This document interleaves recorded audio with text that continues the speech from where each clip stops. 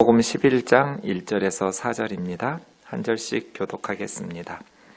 예수께서 한 곳에서 기도하시고 마치심에 제자 중 하나가 여짜오되 주여 요한이 자기 제자들에게 기도를 가르친 것과 같이 우리에게도 가르쳐 주옵소서. 예수께서 이르시되 너희는 기도할 때에 이렇게 하라. 아버지여 이름이 거룩히 여김을 받으시오며 나라가 임하시오며 우리에게 날마다 일용할 양식을 주시옵고 우리가 우리에게 죄 지은 모든 사람을 용서하오니 우리 죄도 사하여 주시옵고 우리를 시험에 들게 하지 마시옵소서 하라. 아멘. 자리에 앉으셔서 기도하겠습니다. 사랑하는 하나님 아버지, 광야 같은 세상을 살아가는 우리에게 불기둥 구름기둥으로 인도해 주시고 무엇보다도 생명의 말씀으로 먹여주심을 감사합니다. 그 말씀 우리 걸음에 등불이 되고 빛이 되어서 하나님 뜻을 잘 헤아려 하나님 기뻐하시는 삶 살아갈 수 있도록 인도하여 주옵소서. 미련하고 연약한 종을 주님 손에 맡기옵고 예수님의 이름으로 기도하옵나이다. 아멘. 주기도문 두 번째 시간입니다. 우리는 지난 시간 모든 것은 주님으로부터 배워야 하되 특별히 기도를 주님으로부터 배워야 한다고 말씀드렸습니다. 왜냐하면 기도가 왜곡되면 바른 신앙생활은 불가능하기 때문입니다. 반대로 바른 기도 제목의 내용을 가지고 성령 안에서 간절하게 기도하면 반드시 가정과 교회와 나라가 살아납니다. 성경을 보십시오. 그리고 기독교 역사를 보십시오. 언제나 하나님의 위대한 역사에는 기도의 응답이 있었습니다. 종교개혁자들이 부패한 중세 교회를 하나님의 말씀으로 개혁할 수 있었던 것은 그들의 교리나 신학이 탁월했기 때문이 아닙니다. 무엇보다도 종교개혁자들이 기도하는 사람들이었기 때문에 그렇습니다. 절박한 상황 속에서 타락한 교회의 모습을 보면서 탄식하고 가슴을 아파하면서 가슴을 치면서 하나님 앞에 간절히 기도했을 때 하나님께서 그 기도를 응답하셔서 종교개혁의 역사가 일어난 겁니다. 성경에서도 마찬가지입니다. 예수님의 사역도 예수님이 탁월한 능력과 탁월한 말씀으로만 사역해서 예수님의 사역의 열매가 생긴 것은 아닙니다. 예수님은 끊임없이 기도함으로써 하나님이 맡겨주신 사명을 감당했습니다. 사도 바울과 다른 사도들의 사역에도 마찬가지입니다. 골로새서 1장 9절에서 사도 바울은 이런 고백합니다. 에베소에서 사역하고 있을 때였는데 골로새 지역에 교회가 만들어지고 있다는 소식을 듣던 날로부터 골로새 지역 성도들을 위한 기도를 그치지 않았다고 말합니다. 바울은 예수 그리스도의 복음의 말씀에 씨앗을 뿌린 후에 끊임없이 기도로서 물을 주어서 교회를 세워간 사람입니다. 바울이 기도의 사람이 아니었다면 그렇게 위대한 선교의 열매를 거둘 수 있었을까? 불가능했을 거라고 봅니다. 바울뿐 아닙니다. 바울은 쉬지 말고 기도하라고 성도들을 권면하고 베드로 사도는 만물의 마지막이 가까웠을수록 정신을 차리고 깨어 근신하면서 기도하라고 권면했습니다. 위대한 하나님의 역사에는 반드시 기도가 있었습니다.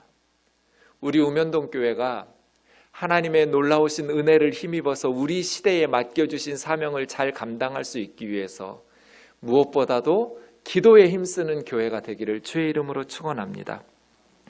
기도는 우리 입맛대로 하는 게 아닙니다.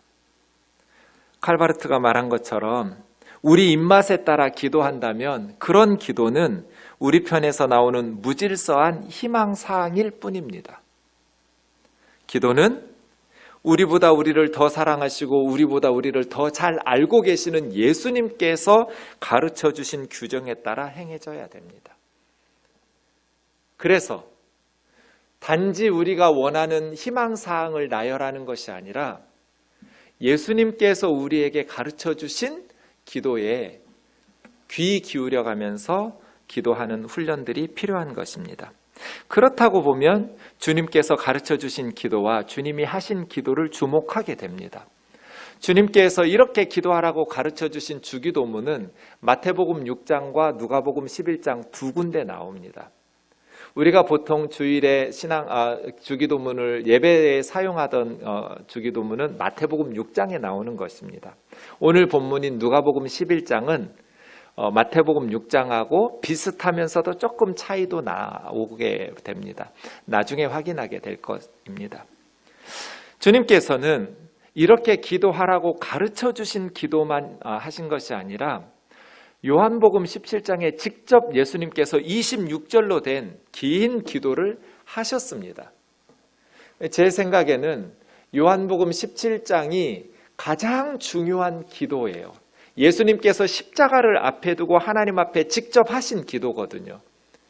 이것이야말로 예수님의 사역과 기독교회와 성경의 본질이 가장 응축되어 있는 기도 내용일 겁니다. 그런 의미에서 우리는 주님께서 가르쳐 주신 기도와 주님께서 하셨던 기도들을 잘 공부하고 묵상하면서 우리의 기도를 배워가야 될 것입니다. 오늘 본문 1절에 보니까 예수님께서 한 곳에서 기도하시고 마치심에 제자 중 하나가 세례 요한이 자기 제자들에게 기도를 가르쳐 준 것처럼 예수님 우리에게도 우리 예수 공동체에 기도를 가르쳐 주세요 라고 요청을 합니다. 예수님께서는 친히 기도하는 자의 모범을 보이시면서 기도의 중요성과 기도하도록 권면하셨습니다. 본인은 기도도 안 하시면서 제자들에게 기도하라고 가르치신 것이 아니라 예수님이 직접 기도하는 모범을 보이시면서 그 예수님의 기도하는 모습에 감동을 받은 제자가 예수님 기도 마치고 나오니까 예수님 우리에게 기도 가르쳐 주세요 라고 부탁합니다. 좀 이상한 요청입니다. 왜냐하면 유대인들은 어려서부터 기도하면서 자라났기 때문입니다. 세례 요한은 왜 자기 제자들에게 기도를 가르쳤을까요? 그리고 예수님께서 이 제자의 요청을 들으시고 그 다음 2절부터 내용을 보면 기도하는 방식을 가르친 것이 아니라 기도하는 내용을 가르쳤다라는 것을 알 수 있습니다. 그렇다면 1절의 세례 요한도 세례 요한의 제자들에게 기도는 이런 방식으로 하는 거야 라는 방식이 아니라 기도의 내용을 가르쳤다고 보아야 됩니다. 지금은 남아있지 않아서 세례 요한 공동체의 기도 제목이 무엇인지 알 수 없지만 우리 예수님을 믿는 사람들의 기도 제목은 알고 있습니다. 그렇다면 세례 요한은 어떤 기도 내용으로 제자들을 가르쳤을까요? 세례 요한 공동체가 존재하는 이유, 우리 세례 요한 공동체는 이것을 하나님 앞에 구하며 달성하기 위해서 존재한다. 이 기도 제목으로 우리는 하나님 앞에 간구할 뿐 아니라 이 기도 제목이 성취되기 위해서 우리는 헌신한다. 그게 세례 요한 공동체의 기도 제목이었을 겁니다. 같은 방식으로 주님께서 우리에게 가르쳐 주신 기도 제목은 예수 공동체의 비전이며 사명이고 존재 이유라고 말할 수 있습니다.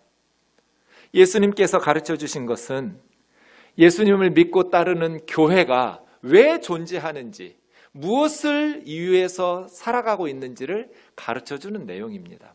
단순히 예배 때 사용하라고 주신 것이 아닙니다.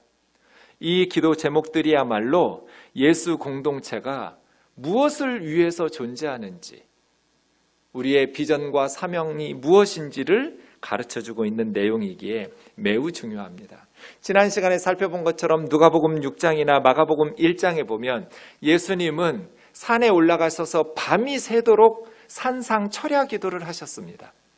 또 새벽에 그 안식일 다음날 피곤한 몸을 깨워서 날이 밝기 전 미명에 한적한 곳에 가서 기도하셨습니다. 예수님의 생애가 늘 이런 식이었습니다.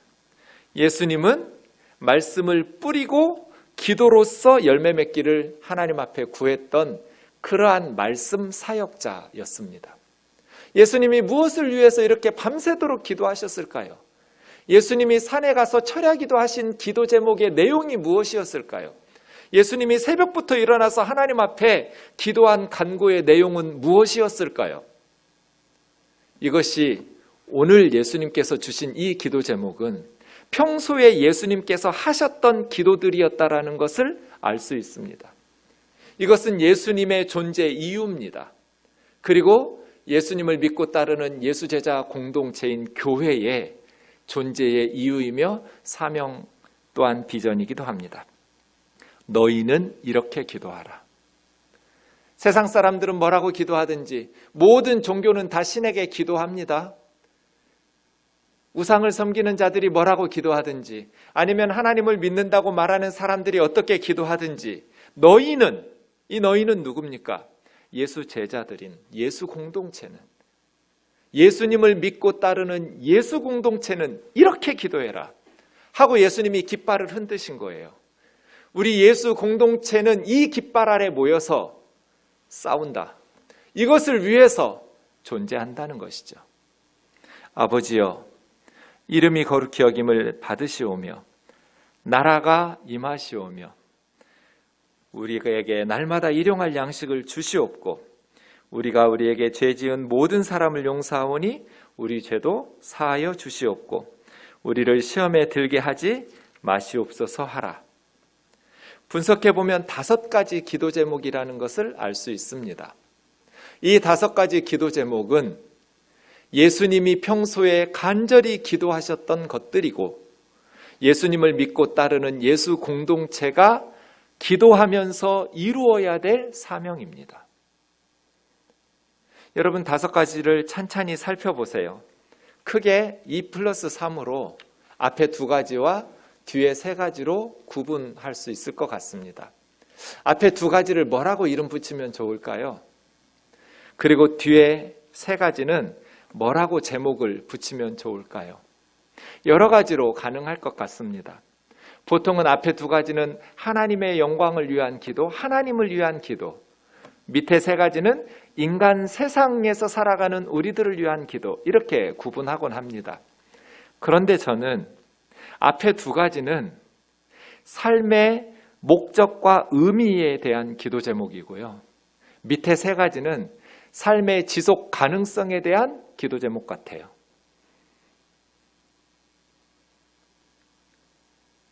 우리 삶의 목적은 어디에 있는가? 나는 삶의 의미를 어디에 두고 살아가고 있는가? 난 무엇을 위해서 존재하는가? 예수 공동체라면 하나님의 영광과 하나님의 나라를 위해서 존재해야 된다. 하나님의 이름과 하나님의 나라가 우리 예수 공동체의 존재의 목적이고 존재의 이유다. 아무리 삶의 의미와 목적이 충만하다 할지라도 그 삶이 지속 가능하지 않다면 금방 끝나버릴 것입니다. 밑에 있는 3가지는 삶의 지속 가능하기 위한 조건들 같아요. 일용할 양식이 없으면 죽어야 돼요. 지속 가능하지 못하고 끝나죠. 죄 용서가 안 되면 계속해서 보복하고 싸우고 전쟁하고 죽여야 돼요. 그리고 마음이 지옥이 돼야 돼요. 온전한 가정도, 온전한 교회도, 온전한 사회도 이루어질 수가 없어요. 지속 가능성이 끝나버려요. 시험에 들어버리면 지속 가능성이 끝나요. 아무리 신학 공부를 열심히 하고 열심히 사역을 했던 사람들이라 할지라도 최근에 청년 사역자들이 성적인 부정과 타락이 많이 드러나서 목회가 끝나버렸어요. 정말 많은 젊은이들에게 존경을 받고 많은 젊은이 제자들을 양육했던 참 귀한 사역자들이 성적인 유혹을 이기지 못하고 시험에 빠져서 지속 가능성이 끝났어요. 그래서 밑에 3가지는 삶의 지속 가능성에 대한 기도 제목 같아요. 그렇게 보면 인생의 문제의 본질은 삶의 목적과 의미를 잘못된 곳에서 찾는다는 것에 있고, 삶의 의미와 목적에만 그리스도인들이 몰두하지 말고 삶의 지속 가능성에도 중요하다라는 것을 주님은 가르쳐 주신 거예요. 우리의 삶의 의미와 목적은 어디에 두어야 되는가? 우리는 무엇을 위해서 존재하고 무엇이 성취되어질 때 우리는 행복해야 하는지, 그리고 아무리 의미와 목적이 충만하다 할지라도 그 삶의 의미와 목적을 이루면서 살아가는 삶의 지속 가능성이 확보되지 않으면 하나님의 나라를, 하나님의 이름을 이 땅 가운데에서 이루어가기 수 없기 때문에 삶의 지속 가능성도 중요한 기도 제목이라는 것을 우리에게 가르쳐주고 계시는 것 같습니다. 내용을 살펴보겠습니다. 먼저 아버지여 하고 기도가 시작됩니다. 바른 기도를 하시려면 성급하게 간구를 하시려는 그 성급함을 내려놓아야 돼요. 본론으로 바로 들어가시면 안 돼요. 아버지여 부른 후에 좀 멈춰야 돼요. 그래서 아버지여는 빨간 신호등이에요. 빨간 불이 들어오면 멈춰서야 돼요. 아버지여 스탑. 그리고 내가 지금 누구에게 기도하는지를 묵상해야 돼요. 내 기도를 들으시는 분이 누구인지를 먼저 묵상하셔야 그 다음 기도가 바르게 시작될 수 있어요. 기도는 답답한 마음으로 허공에 외치는 공허한 소리가 아니에요. 우리의 기도는 아버지에게 우리 자신을 던지는 거예요. 아빠, 나 이렇게 살아야 돼요. 내 형편과 처지 아시죠? 저 이거 아버지께 던져요. 크레도 인. 하나님에게 던지는 거죠. 답답하니까 그냥 한번 해보는 게 아니에요. 그래서 기도는 아멘으로 끝나요. 아멘, 그 말이 무슨 뜻이에요? 이것이 반드시 이루어진다라는 것을 믿습니다예요. 그냥 답답해서 한번 해봤습니다가 아니라 반드시 아버지의 뜻이라면 아버지의 시간에 내 기도가 아버지 귀에 들렸으니 아버지께서 아버지의 방식으로 응답하신 것을 나는 믿습니다 하면서 확신 가운데 하나님 앞에 간구하는 아멘으로 끝나게 되는 것이죠. 그래서 바른 기도를 하려면 성급함을 내려놓아야 된다. 김진혁 교수는 기도는 하나님과 인간 사이의 참 관계가 무엇인지 보여준다. 성령 안에서 기도하면서 그리스도인은 하나님을 초월적 창조주나 무서운 심판자가 아니라 자녀가 구하는 것을 기뻐 들으시는 자비로우신 아버지로 만나고 경험하게 된다. 우리는 기도를 통해서 우리 하나님이 초월적 창조주나 무서운 심판자가 아니라 자녀들의 간구하는 소리를 귀 기울여 기뻐하시며 들어주시는 자비로운 아버지로 만나고 경험하게 돼요. 그래서 아버지여 하고 부르는 거예요.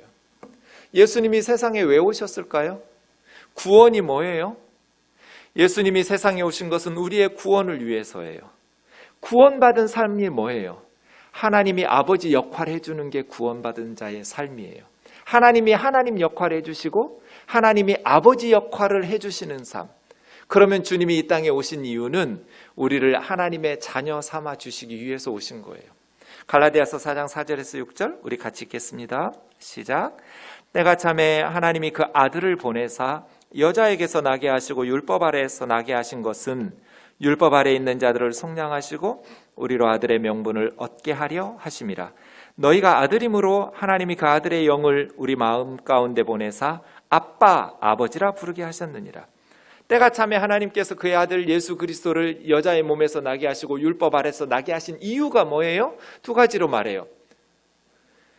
율법 아래에 있는 자들을 속량하시고, 율법은 채무증서 같아요. 우리가 다급해가지고 사채 빚을 썼어요. 돈 빌려주는 사람이 그냥 빌려주나요? 갚겠다는 채무증서를 쓰고 돈 빌려주어요. 그런데 그걸 못 갚으면 어떻게 해요? 계속 전화 오고 조폭들이 찾아오기도 하고 위협하고 협박하죠. 빚을 다 갚기 전에는 자유로울 수가 없어요. 죄라는 건 그런 거예요. 율법은 그런 채무 증서 같아요. 예수님께서 여자 아래서 나게 하시고 율법 아래서 태어나신 것은 그 율법에서 우리를 속량하시 자유롭게 하기 위해서 예수님께서 십자가에 우리 죄를 대신하여 죄값을 치러내심으로써 율법을 빡빡 찢어버렸어요. 채무 증서를, 그 조폭들의 사채 빚의 증서를 다 갚았다 하면서 징글징글한 거 찢어버린 것 같아요. 그리고 우리로 하나님의 아들, 하나님의 딸의 명분을 얻게 하시려고, 예수님께서 이 세상에 오신 것은 저와 여러분이 하나님의 자녀의 명분을 얻게 하시기 위해서였어요. 그래서 하나님께서는 이제 예수 그리스도 안에서 우리에게 자녀의 영을 부어주셔서 하나님의 딸들이 아빠, 아버지라고 하나님을 부르고 하나님의 아들들이 아빠, 아버지라고 하나님을 부르게 되었어요. 하나님께서 자녀의 영을 우리 마음에 부어주시지 않으면 우리는 하나님을 아빠라고 부를 수 없어요. 지나가는 사람들 붙잡고 하나님을 아빠라고 불러보라고 시켜보세요. 우리 아빠 집에 계시는데요? 절대로 하나님을 아빠라고 부르지 않아요. 하나님께서 그 마음 가운데 자녀의 영을 부어주실 때, 나는 하나님의 딸이야, 나는 하나님의 아들이야, 하나님 아버지하고 부르게 된 것이죠. 사랑하는 자매 형제 여러분, 아버지요, 우리는 누구에게 기도하러 갑니까? 이 아버지여가 기도의 문을 여는 기도의 문 같아요. 아버지여 하고 부르는 거예요. 대통령이나 재벌의 회장님이나 그런 높은 사람들 앞에서 사람들은 함부로 행동하거나 말하지 않죠. 아이들이 그 앞에 서면 긴장하게 될 거예요. 그런데 대통령 앞에서 전혀 긴장하지 않고 자기 마음대로 말하는 애가 있어요. 재벌 총수 앞에서 전혀 위축되지 않고 자기 마음 편하게 말하는 아이가 있어요. 누구예요? 자녀들이에요. 대통령한테 말하는 게 아니에요. 걔들은 아빠한테 말하는 거예요. 재벌 회장한테 말하는 게 아니에요. 그냥 자기 아빠한테 말하는 거예요. 하나님 앞에 우리가 아빠, 아버지라고 부르면서 우리의 간구를 구하는 것, 이것이 예수님이 이 땅에 오신 목적이에요. 자녀들이 엄마, 아빠에게 뭔가 자기들의 필요를 요구할 때, 엄마 용돈 좀 주세요. 아빠 등록금 좀 내주세요. 엄마 배가 고파요. 먹을 거 주세요. 할 때 눈치 보면서 긴장하면서 말하는 애들은 없어요. 어떤 부모도 자기 자녀들이 그렇게 부담스러워하면서 부모에게 자기들의 필요를 말하기를 원하는 부모는 없어요. 하나님도 그러실 거예요. 아빠니까요. 다른 집 아빠에게 말할 때는 굉장히 부담스러울 거예요. 배고프다고 말할 때, 돈 필요하다고 말할 때, 나 좀 도와달라고 말할 때 남의 집 아빠한테는 너무 부담스러운 일이에요. 그러나 우리 아빠, 엄마한테 말할 때는 전혀 부담스럽지가 않아요. 하나님은 앞집 아저씨예요? 우리 아빠예요? 우리 아빠예요. 예수님이 가르쳐 주신 기도는 너희는 그렇게 기도해라. 아버지요, 아빠, 나 이거 필요하다고. 예수님이 가르쳐 주신 첫 번째 기도 제목은 무엇인가요? 저와 여러분의 첫 번째 기도 제목은 무엇인가요? 여러분 기도하려고 딱 눈 감고 고개 숙이면 무슨 기도부터 하세요? 하나님 앞에 감사기도 하시고 회개기도 하시고 또 그 다음 간구의 첫 번째가 뭐냐고요? 여러분 지금 어떤 게 여러분 마음에 가장 이루어야 될 소원이에요? 가장 중요한 기도 제목은 뭡니까? 예수님께서 우리에게 가르쳐 주신 가장 첫 번째로 중요한 기도 제목은 하나님의 이름이었어요. 아버지의 이름이 거룩히 여김을 받으시오며, 이것이 첫 번째. 예수님의 첫 번째 기도 제목, 예수 공동체에게 가장 중요하다고 가르쳐 주신 기도 제목은 하나님의 이름이 거룩히 여김 받으시는 것. 제가 어릴 때 동네 형이 우리 어린 동생들 불러놓고 막 위협을 하고 조롱을 하면서 우리 아버지들 이름을 부르면서 함부로 모욕할 때 제가 어렸지만 죽이고 싶더라고요. 자기 친구처럼 우리 아버지 이름을 함부로 부르고 조롱하니까 어렸지만 때려 죽이고 싶더라고요. 하나님의 이름이 모욕받을 때 여러분 어때요? 지금 세상에서 하나님의 이름이 모욕을 당하고 있어요.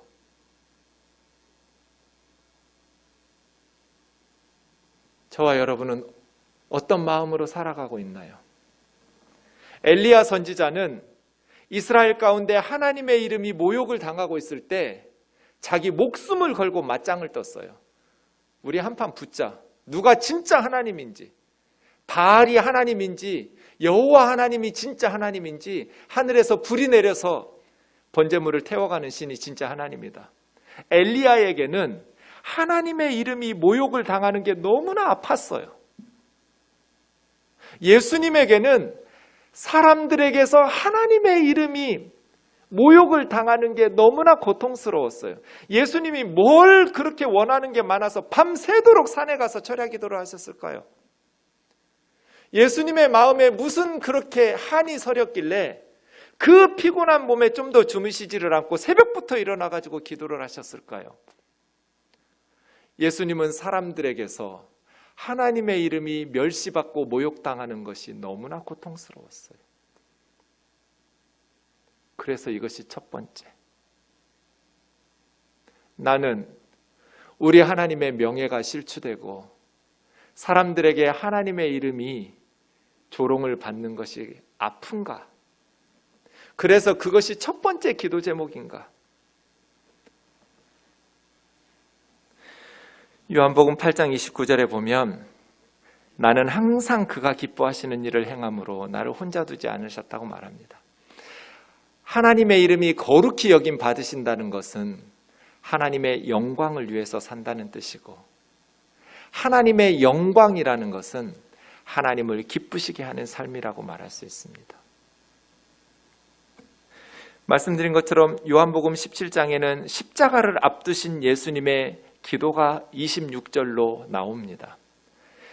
요한복음 17장은 세 부분으로 나누어진 기도인데 예수님은 자기 자신을 위해서 1절에서 5절, 예수님의 제자들을 위해서 6절에서 19절, 제자들을 통해서 앞으로 믿게 될 성도들을 위해서 20절에서 26절, 이렇게 세 부분으로 기도하시는데 예수님 자신을 위해서 기도하신 첫 번째 1절에서 아버지여 때가 이르러 싸우니 아들을 영화롭게 하사 아들이 아버지를 영화롭게 하게 하옵소서, 이게 첫 번째입니다.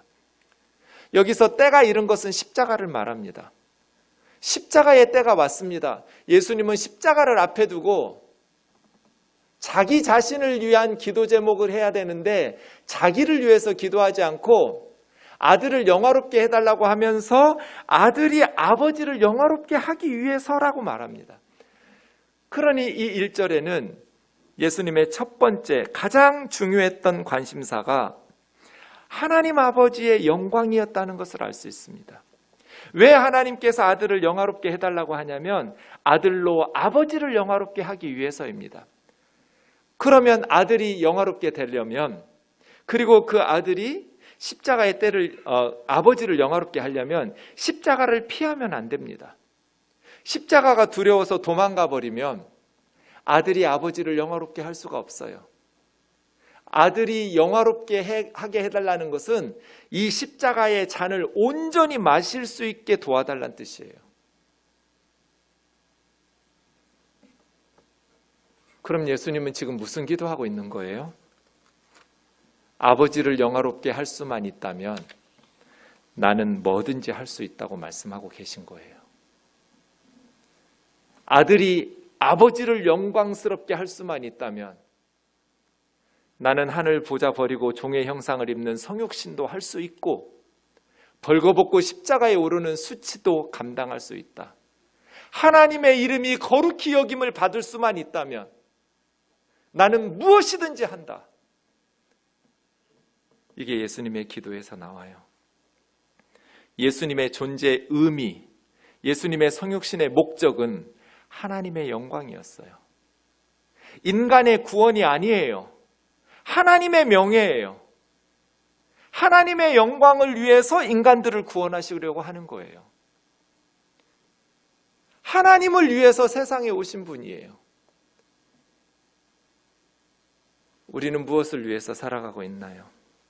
인간들의 가장 큰 잘못이 무엇인가요? 자기중심적인 삶을 산다는 거예요. 자기 소원과 자기 만족과 자기 꿈의 노예가 돼버렸어요. 이것이 세상 사람들의 삶의 특징이에요. 이 세상 사람들의 삶의 본질이 이거 아닌가요? 장례식장에 와서도 죽음 이후에 대한 생각을 별로 안 해요. 그 고인의 삶은 자신의 미래잖아요. 언제인지 모르지만 얼마 있지 않으면 자기도 그 시체로 누워 있을 거잖아요. 그런데 현대인들의 삶은 온통 이 세상에만 집중하고 있어요. 이 세상에서의 자기의 만족과 자기의 꿈에 집중해요. 죽음 이후에 대해서 생각을 안 하려고 해요. 그러나 그리스도인들은 달라요. 이 세상이 전부가 아니라는 것을 알아요. 죽음 이후에 하나님 앞에 선다라는 것을 알죠. 그래서 우리는 이 세상이 전부인 것처럼 살지 않고 하나님의 영광을 위해서 살아요. 이것이 그리스도인의 삶의 특징이에요. 하나님이 모욕을 당할 때 우리는 가슴 아파요. 내가 잘못을 해서 내가 비난받는 건 괜찮은데 나 때문에 우리 하나님의 이름이 모욕을 당하는 건 너무 아파요. 교회가 어리석어서 교회가 어려움을 당하고 비난받는 건 괜찮은데 교회 때문에 우리 하나님의 이름이 모욕을 당하는 건 너무 아파요. 이것이 성도의 삶의 본질이에요. 세상 사람들은 하나님에게 관심도 없어요. 자기 꿈, 자기 만족, 자기 소원만이 관심사예요. 하나님에 대해서는 무관심해요. 그러나 그리스도인들의 삶은 하나님이 우리 삶의 중심이에요. 세상의 것들이 아무리 형통하다 할지라도 하나님께서 기뻐하시지 않는다면 우리는 아무것도 아니라고 고백하는, 우리의 삶의 의미와 존재의 목적은 하나님을 기쁘시게 하는 것, 하나님께 영광 돌리면서 사는 것, 내 삶을 통해서 우리 하나님이 기뻐하시는 것. 그런데 내가 사랑하는 사람들이 하나님께 영광 돌리지 않고 하나님을 조롱하고 무시하고 모욕하면 그게 더 가슴 아파서, 하나님, 우리 아이가, 우리 가족이, 우리 부모가, 우리 친구가 하나님의 이름을 거룩하게 여김받게 해주세요. 하나님을 무시하고 무관심하고 하나님의 생명으로부터 떠나서 이 세상에 빠져 살지 않게 해주세요. 하나님을 알고 하나님이 주시는 은혜와 사랑을 공급받고 하나님을 경배하고 찬양하고 하나님 안에서 기뻐하는 삶을 살게 해주세요. 하나님을 높이는 삶. 이것이 우리의 첫 번째 기도 제목이어야 돼요. 하나님의 영광이 내 삶의 존재 이유인가? 하나님이 기뻐하시지 않으면 설교는 뭐하러 해요? 하나님의 영광이 아니라면 교회는 뭐하러 나와요? 우면동 교회는 이 세상에 왜 존재해야 되는 거예요? 우리를 위해서 존재하는 게 아니에요. 하나님을 위해서 우리 교회가 존재하고 하나님을 기쁘시게 하고 하나님의 영광을 높이기 위해서 우리는 기도하면서 싸워야 돼요. 지난 시간에 말씀드렸지만 기도는 말로 하는 게 아니에요. 자크 엘룰은 기도와 현대인이라는 책에서 행위는 따르지 않고 그저 좋은 기분 느끼는 것에서 만족하는 기도, 남을 위해서 아무 일도 하지 않으면서 그저 기도만 하는 그런 기도는 정작 해야 될 행동에 대한 대치물이며 편안한 양심을 유지하기 위한 값싼 방법이다. 모든 것을 하나님의 손에 올려드린다라는 명목 아래 우리의 영향력이나 우리가 써야 할 수단을 포기한다면 그런 기도는 거짓말이며 위선이다. 하나님께 어떤 일을 해달라고 기도했으면 이제 우리가 나서서 그 일을 해야 한다. 굶주리는 아이들 먹여달라고 일용할 양식 달라고 기도했으면 그것이 이루어지도록 우리의 오병이어를 드려야 돼요. 이 땅의 평화를 위해서 기도했으면 이 땅에 평화가 올 수 있도록 분쟁과 갈등을 조장시키지 말고 용서와 사랑을 실천하면서 행동해야 돼요. 기도는 말로 끝나지 않아요. 그냥 그저 말뿐인 기도는 스스로 편안한 마음을 유지하기 위한 위선이고 거짓말일 뿐이에요. 하나님의 이름이 거룩히 여김을 받기를 원한다고 기도했으면 하나님의 이름이 거룩히 여김을 받으시도록 행동해야 돼요. 어떻게 할까요? 어떻게 우리는 하나님의 이름이 거룩히 여김을 받으시도록 살아갈 수 있을까요? 교회의 가르침과 성도의 삶이 하나님의 뜻과 일치하면 돼요. 하나님의 말씀대로 바르게 가르치고 하나님의 말씀대로 바르게 살아가면 우리의 삶을 통해서 하나님의 이름이 높임받아요. 아버지여 하고 불렀잖아요. 그럼 하나님 자녀답게 살면 돼요. 하나님의 자녀답게 우리의 말과 행동이 하나님의 자녀다우면 하나님의 이름이 우리의 삶을 통해서 거룩히 여김을 받으실 거예요.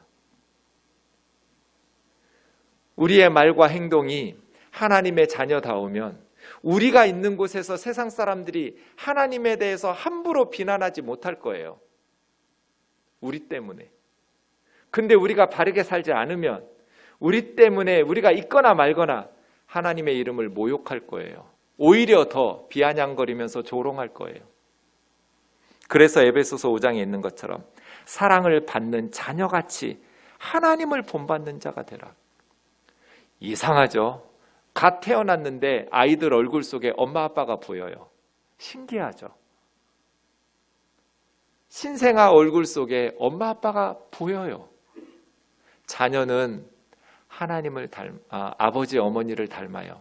우리는 하나님의 자녀니까, 그것도 사랑받는 엄청난 십자가의 사랑을 받은 하나님의 자녀니까 하나님 아버지를 닮아가야죠. 그건 어떤 삶이에요? 그리스도께서 너희를 사랑하신 것 같이 너희도 사랑 가운데서 행하는 삶이에요. 서로 사랑하면서 살아가는 것. 사랑은 뭐예요? 예수님이 우리를 위해서 자신을 희생하고 버리셔서 향기로운 제물과 희생제물로 하나님께 드리신 것처럼이에요. 그럼 우리는 어떻게 살아야 돼요? 음행과 온갖 더러운 것과 탐욕은 너희 중에서 이름도 부르지 마라. 성적인 타락, 온갖 더러운 언행, 내가 땀 흘려 수고해서 정직한 이익을 바라지 않는 그러한 탐욕은 이름조차 부르지 마라. 누추함과 어리석은 말이나 희롱의 말이 마땅치 아니하며, 예수님을 믿는데 그 입에서 나오는 말들이 왜 이렇게 추하냔 말이에요. 감사하는 말을 하라. 너희도 정녕 이것을 알거니와 음행하는 자나 더러운 자나, 둘 다 성적인 타락입니다. 탐욕을 부리는 자, 탐심은 곧 우상숭배예요. 다 그리스도와 하나님의 나라에서 기업을 얻지 못하리니. 그런다 우리 시대에 비추어 보면 얼마나 음란해요. 얼마나 탐욕이 많아요. 불로소득을 기대하고 탐심으로 가득한 이 세상에서 천년만년 살 것처럼 남의 눈에서 흘리는 피눈물은 아랑곳하지 않고 그렇게 살아가는 사람들이 세상에서 성공하는 것처럼 보이는, 누구든지 헛된 말로 너희를 속이지 못하게 하라. 하나님의 진노가 불순종의 아들들에게 임하나니 그들과 함께하는 자가 되지 마라. 너희가 전에는 어둠 속에서 어둠에 헤매며 살았는데 이제는 주님 안에서 빛이라. 빛의 자녀들처럼 행하라. 빛의 열매는 착하고 의롭고 진실함에 있느니라. 사랑받는 하나님의 자녀처럼, 빛의 자녀처럼 착하고 의롭고 진실하게. 청문회를 해보니까 파도 착한 일만 나와. 파도 의롭고 진실한 미담들이 나와. 봤더니 교회 장로고 집사고 권사야. 그럼 얼마나 좋을까요? 그 다음부터 사람들이 뭐라고 할까요? 예수 믿는 사람들 뽑자. 교회 다니는 사람들 우리 리더로 세우자. 착한 사람들, 의로운 사람들, 진실한 사람들. 세상에서는 착하고 의롭고 진실하게 살면 바보 취급당하기 딱 좋지만 언젠가 하나님께서 드러내실 날이지 않겠어요? 사랑하는 자매 형제 여러분, 우리가 그렇게 살 마음도 없는데 하나님의 이름이 거룩히 여김 받겠다고 기도하는 건 무슨 의미가 있을까요? 하나님의 이름이 거룩히 여김을 받기를 원합니다 라고 기도했다면 그 하나님의 이름이 거룩히 여김 받기 위해서 바르게 하나님의 말씀을 가르치고 하나님의 뜻대로 살아가려고 말과 행실을 바꿔가야죠. 마지막으로 나라가 임하시오며, 이 나라는 하나님의 나라겠지요. 하나님의 나라가 임한다라는 것은 빨리 주님 재림하시라는 의미일까요? 그런 뜻은 아닙니다. 신약 성경에서 하나님의 나라는 하나님의 통치를 뜻합니다. 하나님이 다스리시는 나라가, 하나님이 왕이신 나라가 하나님 나라예요. 로마서 14장 17절 보면 하나님의 나라는 먹고 마시는 데서 나오지 않아요. 뭐 돼지고기를 먹었냐 안 먹었느냐 이런 게 있는데 아니고 하나님의 나라는 성령 안에서 의와 평강과 희락이 하나님의 나라예요. 이 역동적인 개념이에요. 하나님의 통치가 우리의 마음에 임하면 하나님의 나라가, 우리 마음이 하나님의 나라가 되면 의롭고 평안하고 기쁨이 넘치게 돼 있어요. 하나님의 통치가 우리 우면동교회에 임하면 우리는 모일 때마다 예배할 때마다 의로워지고 평안해지고 희락이 넘치는 그런 역동적인 힘의 개념이에요. 하나님의 나라는 말에 있지 않아요. 능력에 있죠. 그런 통치의 힘과 능력, 하나님의 나라입니다. 하나님의 나라가 임하도록 주님은 마태복음 6장에서 무엇을 먹을까, 무엇을 마실까, 무엇을 입을까 염려하지 마라. 하나님 아버지께서 너희에게 이런 것들이 필요한 거 다 알고 계신다. 너희는 먼저 그의 나라와 그의 의를 구하라. 그래야면 먹을 거, 마실 거, 입을 거 이런 것들은 덤이다. 스카치 테이프에 묶여서 따라오는 거예요. 덤이에요, 덤. 세상 사람들은 그 덤을 추구하면서 살아요. 그러나 하나님의 백성들은 하나님의 나라와 하나님의 의를 추구하면서 살아요. 하나님, 내 마음의 주인이 되어주세요.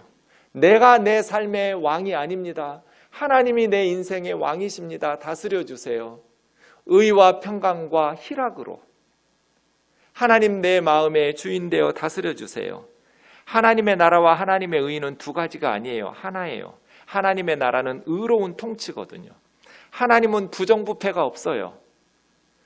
그래서 하나님의 통치가 임하면 모든 거짓이 사라지고 의로운 하나님의 통치가 열매 맺게 되어 있어요. 우리가 구해야 될 것은 하나님의 왕되심. 하나님, 우리 우면동 교회를 다스려 주세요. 마틴 루터는 하나님의 나라가 임한다라는 것을 이렇게 기도했습니다. 우리에게 주님의 말씀을 주소서.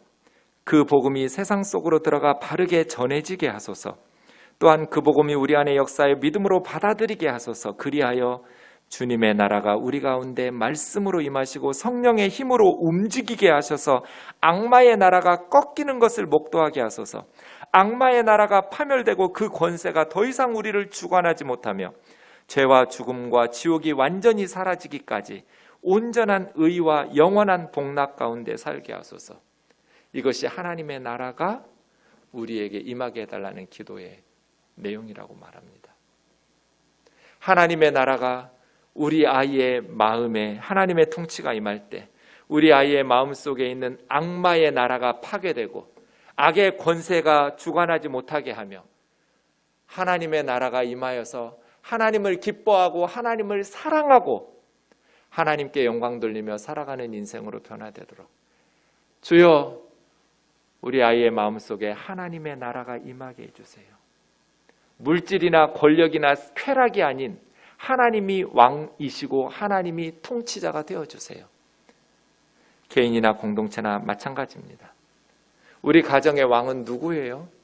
하나님인가요?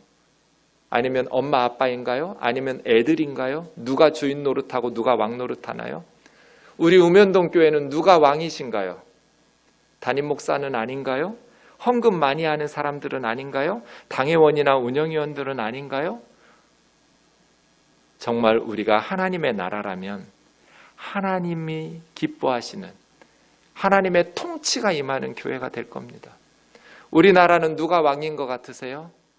권력을 가진 사람들, 돈 많은 재벌들, 누구 뜻대로 운영되고 누가 왕 노릇하고 있나요? 주여, 우리 조국 대한민국이 하나님의 나라가 되게 해주십시오. 하나님의 통치가 임하게 해주십시오. 하나님은 부정부패가 없사오니 의로운 하나님의 나라. 하나님은 갈등과 미움과 분쟁과 전쟁이 없사오니 평강이 임하는 하나님의 나라. 하나님의 나라는 모든 슬픔을 이기고도 나은 희락의 나라이오니 성령의 능력으로 임하셔서 악의 권세가 무너지고 악의 영향력이 주관하지 못하게 하시며 주님의 나라, 주님의 뜻이 세워지는 하나님의 말씀이 선포되어지고 그 말씀이 이루어지는 하나님의 나라. 얼마나 중요한 기도 제목인지 몰라요. 우리는 개인적으로나 공동체적으로 이 두 가지에서 삶의 의미와 목적을 발견해야 합니다. 예수님처럼. 그러면 나머지 이 땅의 것들은 스카치 테이프에 묶여서 따라오게 돼 있어요. 하나님께서 이 모든 것이 우리에게 필요한 줄 알고 계시니까. 말씀드린 것처럼 하나님의 나라가 임하는 교회, 하나님의 나라가 임하기를 사모하는 성도들은 그냥 기도하고 끝나면 안 돼요.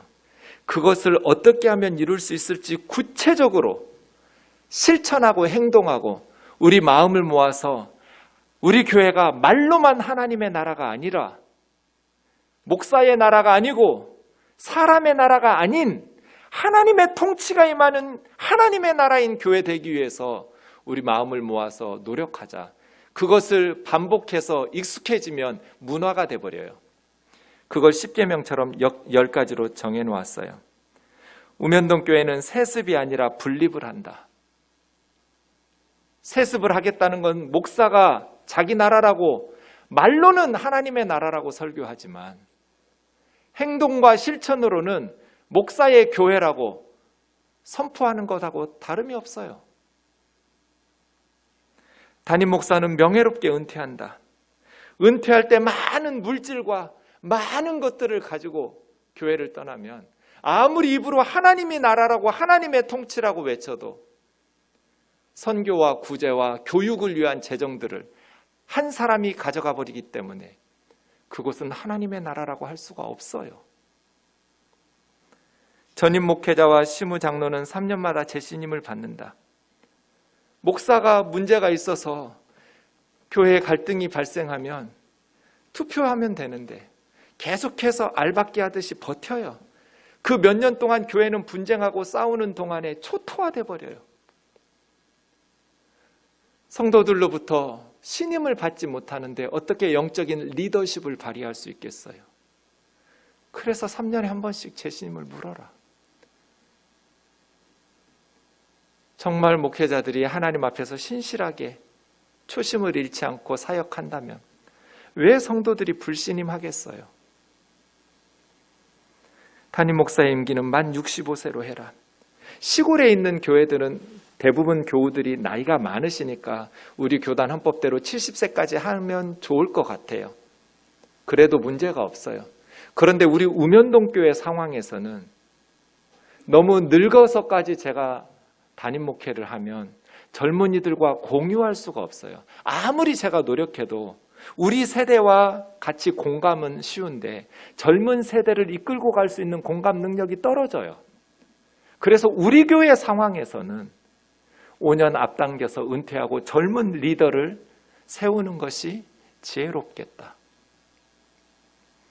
담임 목사는 인사권과 재정권을 가지지 않는다. 권력은 이 두 가지를 행사하면서 나와요. 인사권과 재정권. 그 두 가지를 담임 목사가 가지고 있으면 교회는 담임 목사가 왕노릇 하기가 쉬워져요. 그래서 교우들과 함께 권력은 분산하고 동역을 하는 공동체를 만들자. 목회자가 신방이나 예식을 인도하고 일체의 사례를 받지 않는다. 교회에서 목회자의 승용차를 구입해 주거나 운행 경비를 지급하지 않는다. 세례는 담임 목사의 지도하에 전도자와 양육자가 베풀 수 있다. 고넬료 집을 베드로가 설교하고 함께 갔던 평신도들이 세례를 베풀었던 것처럼 직분자의 임직식, 장로님 되고 권사님 되고 안수지 집사님 될 때 헌금이나 헌물을 요구하지 않는다. 임직식 때는 설교자 한 분만 초청해서 간소하게 소박하게 진행한다. 교회 재정은 투명하게 운영하며 반드시 홈페이지와 게시판에 공개한다. 10만 원이 넘는 지출은 반드시 운영위원회의 승인을 받는다. 교회가 하나님의 통치, 하나님의 나라가 이루어지려면 어떻게 운영되는 것이 하나님이 기뻐하시는 하나님의 왕되심을 순종할 수 있는 공동체인지를 고민해야 돼요. 이거는 교회뿐 아니에요. 개인 성도들도 마찬가지예요. 개인 성도들이 어떻게 하나님의 왕되심 순종하는 하나님의 백성으로 살 것인가? 오직 하나님만 섬긴다. 우상을 숭배하거나 점쟁이를 찾지 않는다. 우리의 삶과 신앙의 최고 권위는 성경이기 때문에 매일 말씀을 묵상하고 매주 가정 예배를 드린다. 우리 삶의 목표는 예수 그리스도를 닮아가며 복음을 세상에 전하는 것이기 때문에 물질과 기도와 삶으로 예수 그리스도를 전하는 데 동참한다. 우리는 교회 사역을 위해서 사람을 도구화하지 않는다. 자발적으로 기쁘게 봉사하되 사역의 열매를 위해서 서로에게 상처를 주지 않는다. 영적인 소그룹인 캠프에 열심히 참여한다. 영적인 소그룹이라는 것은 내가 깨진 모습을 나누어도 안전하다고 느낄 수 있는 곳이 영적인 소그룹이다. 모든 예식은 검소하게 진행한다. 결혼식, 장례식, 돌잔치 등은 경건하고도 검소하게 진행한다. 성적인 타락에 빠지지 않는다.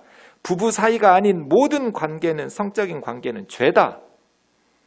희년의 정신을 실천하면서 살아간다. 사치와 허영을 버리고 검소하게 살면서 선교와 구제에 힘쓰는 거예요. 험담과 이간질을 하지 않는다. 당사자 본인에게 말하지 않으려면 차라리 침묵하면서 기도한다. 교회는 누구에게나 열심히 인사한다. 교회는 영적인 한 가족이며 영적인 서비스를 받는 곳이 아니다. 이것이 개인적으로 내가 내 맘대로 살지 않고 하나님의 백성으로 왕 대신 하나님을 섬기는 하나님의 백성다운 순종의 삶을 살기 위해서 필요한 순종의 실천 사항들이었어요. 우리 우면동 교우들이 이렇게 살기를 원합니다. 믿지 않는 사람들이 볼 때 참 반듯하고 본받을 만한 사람이라고. 그러한 우리의 순종과 실천을 통해서 하나님의 통치가 임할 겁니다. 마태복음 6장 10절에 보시면 하나님의 나라가 임하시오며 뒤에 뜻이 하늘에서 이루어진 것처럼 땅에서도 이루어지게 해달라는 내용이 있는데 오늘 누가복음 11장에는 이 세 번째 간구가 생략되어 있습니다. 왜 마태복음에는 있는 것이 누가복음에는 생략되었을까요? 같은 기도 제목이기 때문에 그래요. 하나님의 나라가 임한다는 것은 하나님이 왕으로 통치하고 다스리기 때문에 하나님의 하늘 뜻이 땅에서도 이루어지는 거예요. 같은 거예요. 나라가 임하는 것과 뜻이 하늘에서와 같이 땅에서도 이루어지는 것은 똑같은 기도 제목이기 때문에 누가복음에서는 생략한 거예요. 하나님의 뜻이 하늘에서는 완벽하게 이루어져요. 왜? 다 순종하니까. 천사들도 구원받은 성도들도 하나님의 뜻에 온전히 순종하기 때문에 하늘에서는 온전히 하나님의 뜻이, 하나님의 통치가 이루어지면서 구현되죠. 그런데 땅에서는 하나님의 뜻이 이루어지지 않는 이유는 사람들이 불순종하니까, 하나님의 통치를 거부하니까. 그래서 하나님의 나라가 임하게 해달라는 것은 하나님의 뜻대로 내가 순종함으로써 가능해지는 거예요. 말씀을 마치겠습니다. 저는 코로나가 중간고사 보는 것 같아요.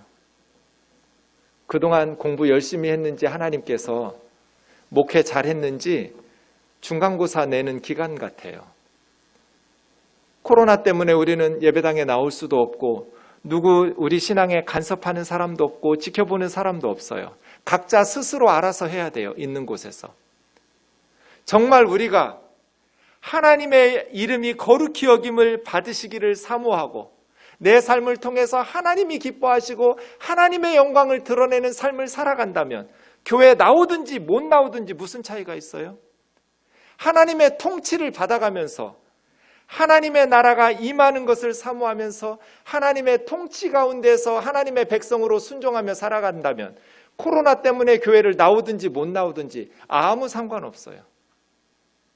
꼭 중간고사 보는 것 같아요. 코로나 끝나고 중간고사 기간 끝났을 때 우리 우면동 교우님들 모두 하나님으로부터 A+를 받기를 원합니다. 우리의 존재 이유, 우리의 삶의 목적, 하나님의 영광과 하나님의 나라이기를 주님의 이름으로 축원합니다.